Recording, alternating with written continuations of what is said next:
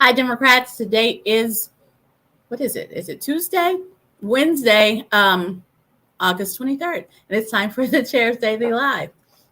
All right, I got three big things I want to talk about. One, the UPS strike was averted because the Teamsters have arrived at an agreement. Thank goodness, because if you're like me, who, I almost never leave my house, I have things shipped to me, that was going to cause me all kinds of problems. But I am glad that they worked out an agreement. Workers are being treated appropriately. Second thing, most of you know I live. If you live in Oklahoma, you are aware of all of the nonsense going on between the superintendent of public instruction.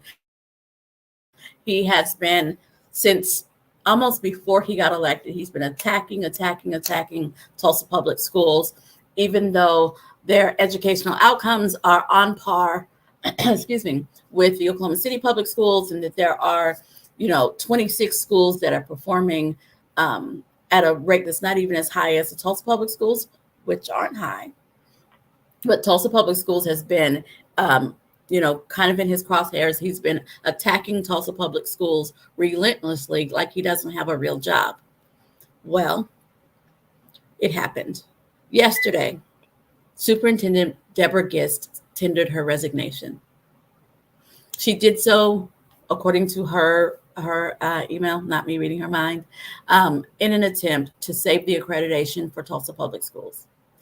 I believe that the thought process was, if she moves out of the way, maybe he will stop attacking Tulsa public schools and start doing things that will help Tulsa public schools.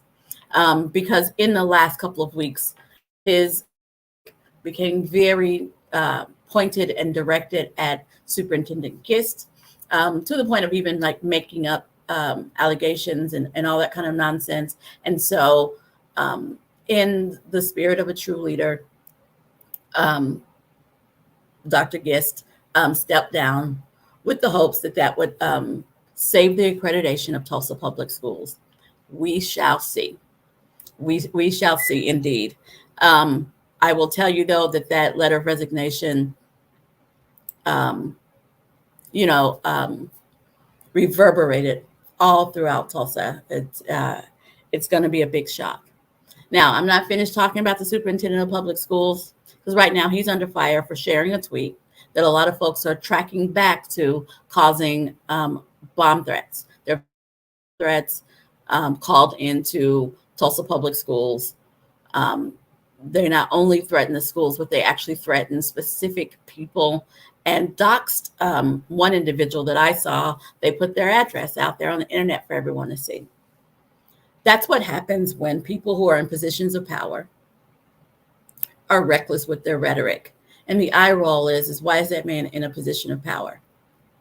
But that's what happens when people in a position of power are reckless with their rhetoric. That there are some folks who have time on their hands and not a whole lot of common sense who will call in a bomb threat to an elementary school, right? It's not just property that we're talking about. There are children at elementary schools. Tulsa Public Schools is back in session.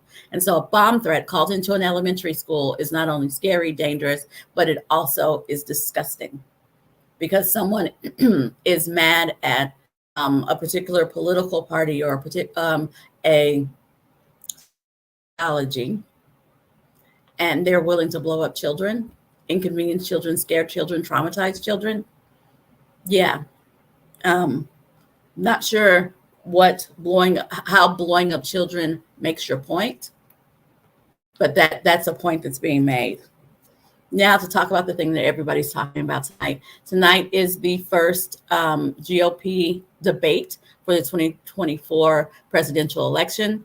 There are 8 candidates running as on the Republican ticket to be president. There are 8 that made it to the stage. There are a whole bunch. I think there are like 13 declared candidates, but 8 of them met all of the qualifications, promising that they'll support the candidate that comes out, raising a certain amount of money and getting a certain amount of individual donors, other qualifications that I'm aware of. And so 8 of them crossed that threshold.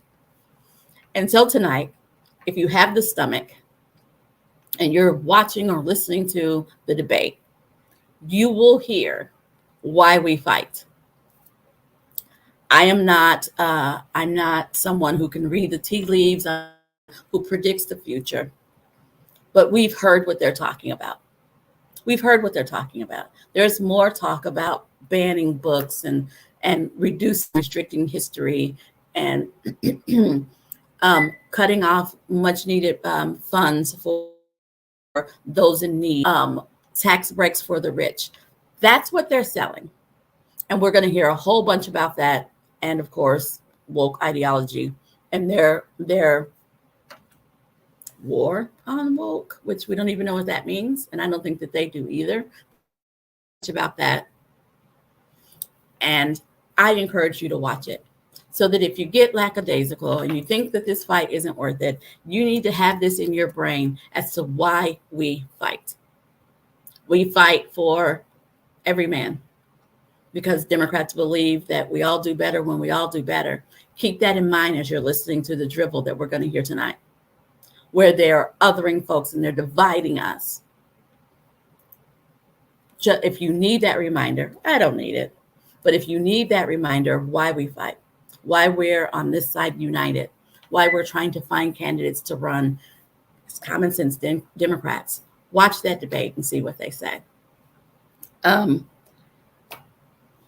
That's all I want to say about that. So, big deal.